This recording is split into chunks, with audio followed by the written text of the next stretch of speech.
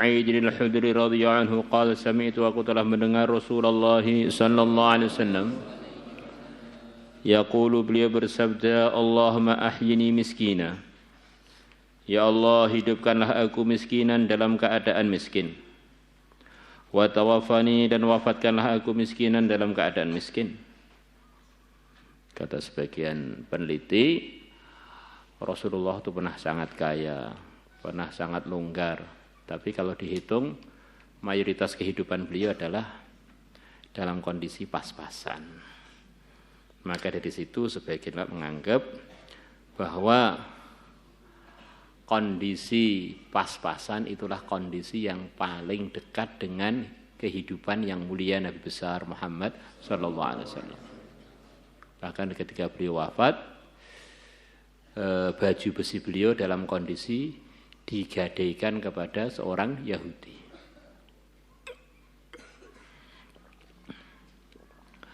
Cukuplah kebanggaan bagi orang-orang fakir, orang-orang miskin yang hidupnya dalam kondisi miskin, yaitu mayoritas kehidupan Nabi adalah dalam kondisi kemiskinan atau kondisi pas-pasan. Dan itulah mayoritas kondisinya manusia, kondisinya umat Muhammad. Maka umat Muhammad yang kondisinya pas-pasan, mereka enggak punya alasan untuk enggak amal agama, karena kehidupan Nabi didominasi dalam kondisi pas-pasan.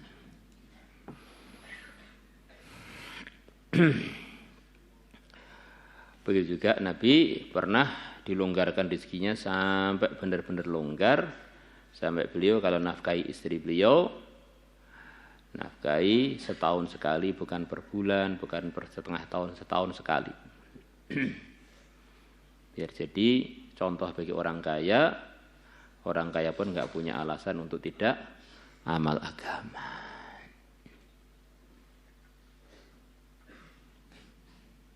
Bahkan beliau pernah dalam kondisi begitu longgar, sedekah pada satu orang itu 5.000 kambing. Sedekah pada satu orang 100 unta, Masya Allah. Kesimpulannya, kehidupan dalam kondisi miskin pernah dicontohkan Nabi, dalam kondisi kaya pun pernah dicontohkan Nabi. Yang enggak pernah dicontohkan Nabi itu kehidupan yang tidak diridhai Allah. Dan cukuplah kebanggaan bagi orang-orang yang hidupnya miskin, pas-pasan. Nabi berdoa dengan doa yang barusan kita baca itu. Wahsyurni, dan bangkitkanlah aku dari kubur, fi zumratil masyakin, di dalam golongannya orang-orang miskin.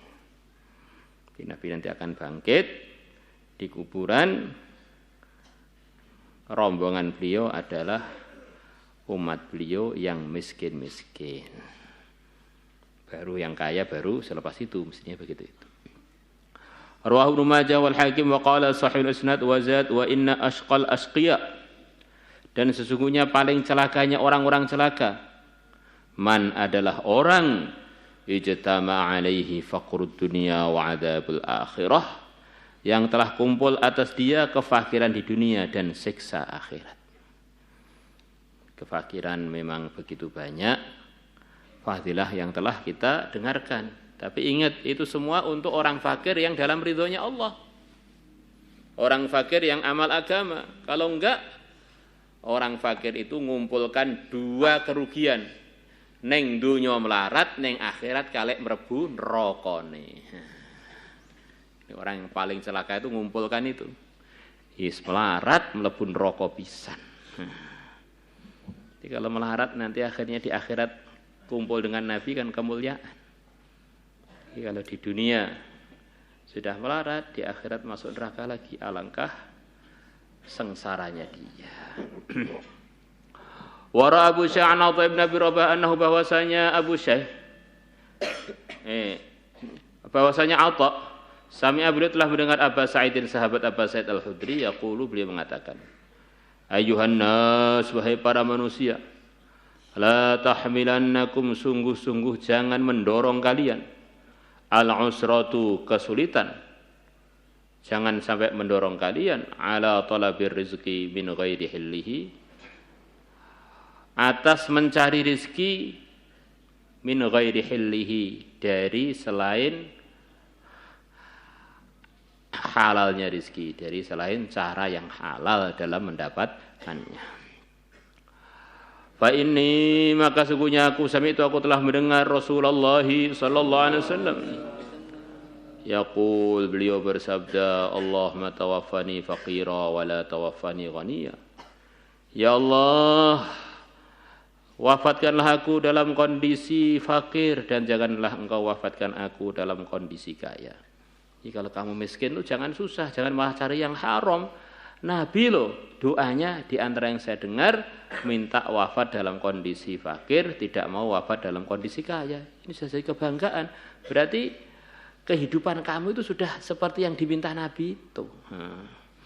Wahsyurni, dan kumpulkanlah aku, bangkitkanlah aku dari kubur, fi zumratil masakin, berkumpul dengan rombongannya orang-orang miskin. Zada ba'dur ruwah wala tahsyurni fi zumratil aghniya, dan janganlah engkau kumpulkan aku, bangkitkan aku fi zumratil aghniya, berkumpul dengan jamaahnya orang-orang kaya. Fa inna asqal asqiya, maka sungguhnya paling celakanya orang-orang celaka, manistama alaihi, orang yang kumpul atas dia, fakrud dunia, kefakiran dunia, wa adzabul akhirah, dan siksa akhirat. Wa kharaja Abu Ya'la bi isnadihi an Abi Sa'id al-Khudri radhiyallahu anhu qala qala Rasulullah sallallahu alaihi wasallam man qalla maluhu wa kathurat 'iyaluhu wa hasunat salatuhu wa lam yaghtabil muslimin jaa'a yaumal qiyamati wa huwa ma'i kahadain. Barang siapa yang hartanya sedikit dan banyak keluarganya, hartanya sedikit, anaknya banyak, di antara gambaran gitu, dan bagus sholatnya, dan dia tidak menggunjing orang-orang Islam, maka dia akan datang pada hari kiamat.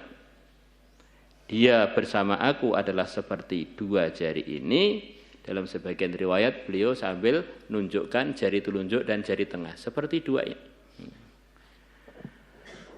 Yang diginikan oleh Nabi ini ada beberapa kalangan umat. Di antaranya yang barusan kita baca, yaitu orang yang miskin, yang amal agama, yang tidak mengunjung orang, yang keluarganya banyak. Jadi dia ini mumetnya itu banyak, pas-pasan keluarganya banyak. Nah, ini bersama Nabi seperti dua jari ini. Yang kedua, ana wa kafilul yatim kahataini. Aku dan orang yang ngurusi atau nanggung jawabi pada anak yatim seperti dua jari ini. Yang ketiga adalah orang yang diberi oleh Allah anak perempuan, kemudian dididik dengan baik, kemudian dinikahkan dengan laki-laki yang baik, saya bersama dia kahataini. Di antaranya itu. Ngerawat anak puran dengan baik, pokoknya dipondokkan, diajari ilmu agama, kemudian dinikahkan dengan laki-laki yang pikir agama, yang takwa. Maka orang tua yang begini ini, pahala dia ngerawat anak dia perempuan tidak kalah dengan orang yang ngerawat anaknya orang lain yang yatim. Kadang-kadang orang itu diberi anak perempuan kan ngeluh, wedok pol-pole paling 4M, maca, mana, terus masak, maca, mana, terus menangis. Ya beda. Kalau anak perempuan itu ngerti agama, masak sambil wiridan, masak ngapalkan Quran, akhirnya suaminya makan atau anaknya makan jadi soleh. Di pondok enggak keluyur-keluyuran karena ibunya dulu waktu masakkan dia gitu. Ketemu dengan suaminya doa, akhirnya anaknya selamat dari genderuwo. Maca bersolek juga, bersolek untuk suaminya, akhirnya suaminya tambah jauh dari yang haram. Masya Allah. Mana wanita yang hamil, doanya, harganya seperti orang-orang yang sedang berjuang fi sabilillah. Di antara asbab hancurnya seluruh kebatilan di dunia nanti menjelang hari kiamat adalah sebab doanya seorang wanita yang sedang hamil. Siapa itu? Imra'atu Fir'aun. Imra'atu Imran. Istrinya Imran yang dalam surat Imran. Idz qalat imra'atu Imran rabbi inni nadartu laka ma fi batni muharraran fataqabbal minni. Ini semuanya dalam kondisi hamil. Innaka antas sami'ul alim. Dari doa waktu hamil itu muncul Maryam, dari Maryam muncul Isa, dari Isa hancur seluruh kebatilan di akhir zaman. Wanita nangis juga, tapi kalau wanitanya itu sholihah, nangisi umat. Nangis untuk hidayah. Nangis untuk mendoakan anak cucunya. Maka memang wanita itu di antara kesibukannya 4M ini. Tetapi kalau dia ini takwa, justru dalam 4 ini akan muncul kebaikan yang luar biasa. Jadi kalau enggak, ya dengan sebab wanita yang enggak terdidik dengan baik, maka dia menggunakan 4-4-nya ini untuk hal yang tidak baik. Muncul anak yang bolosan, suami yang mata keranjang, kemudian hamil ngomel terus, akhirnya anaknya jadi lahir terus nggak terima terus pokoknya, nggak terima terus, nangis karena hal-hal yang tidak diridhai Allah. Maulaya salli wa sallim daiman